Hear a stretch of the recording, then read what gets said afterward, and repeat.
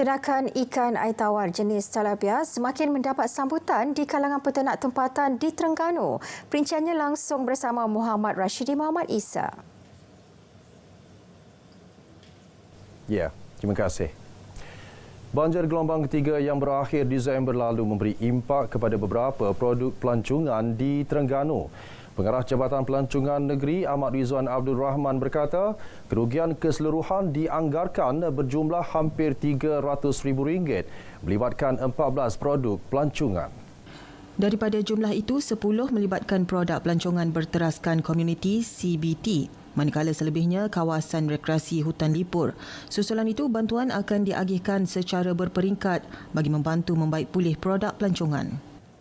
Yang setakat kita terima aduan setakat ini lebih kurang ada 5 lah. 5 dan ada 2 yang telah kita beri bantuan lah. Ya, iaitu di Kalang Warisan dan satu lagi di Besut. Tapi tak banyak lah. Kerugian tu antara 10 hingga 15,000 saja. Total semua dengan 5 tu? Sekarang kita masih lagi sedang mendapatkan maklumat yang lanjut lah. Tapi kita jangkakan tidak melebihi RM200,000 lah. Tambah beliau, nilai sebenar kerugian penggiat industri pelancongan sedang dikenal pasti dan akan diumumkan kelak.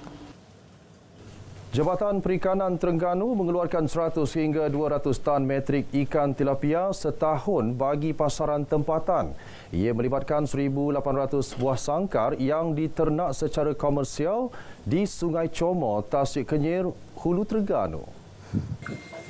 Pengarah Perikanan Negeri Rozaidi Mamat berkata, sehingga kini terdapat 14 pengusaha ternakan ikan air tawar jenis tilapia di kawasan zon industri aquakultur tersebut. Sejak 2007, perusahaan ikan tilapia dalam sangkar berkembang pesat sehingga mencecah 3,027 hektar perairan.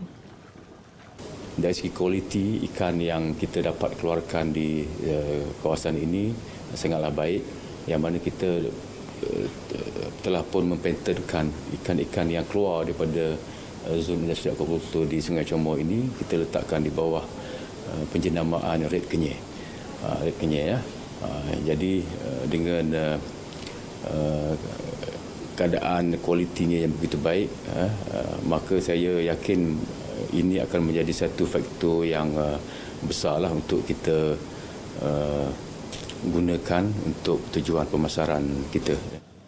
Tambah beliau, Sungai Comor masih mempunyai perairan yang luas untuk diusahakan bagi sesiapa yang berminat mengusahakan ikan dalam sangkar. Usaha memberi kesedaran kepada masyarakat berkaitan isu gangguan seksual terus dipergiat. Terbaru, Pusat Kaunseling dan Kesejahteraan Mahasiswa Universiti Malaysia Terengganu UMT dengan kerjasama Ibu Pejabat Kontingen Polis Negeri mengambil inisiatif menganjurkan program Seminar Kasih Kaunseling Advokasi Anti Gangguan Seksual. Naib Chancellor UMT Profesor Datuk Dr. Mazlan Abdul Ghaffar berkata isu gangguan seksual itu juga antara elemen yang akan difokuskan di dalam pembangunan modul selain kesedaran kepada pelajar. Bagaimanapun, isu gangguan seksual dalam kalangan pelajar dan warga kampus itu masih kecil. Sebahagian kes yang dikendalikan unit itu menjurus kepada isu tekanan mental dan kurang keyakinan diri. Di kalangan pelajar setakat ni tak banyak, kecuali gangguan emosi lah yang selalunya ada. Gangguan-gangguan seksual, kalau ada aduan selalunya kita akan bertindakan lah. Tapi di kalangan mereka ni kita faham, di kalangan generasi muda ni kan, terutamanya non-Muslim lah. Ya, jadi itu mungkin tidak menjadi ini gangguan pada mereka, jadi tidak ada kes lah. Ya, jadi kalau kita lihat secara umumnya, Alhamdulillah lah.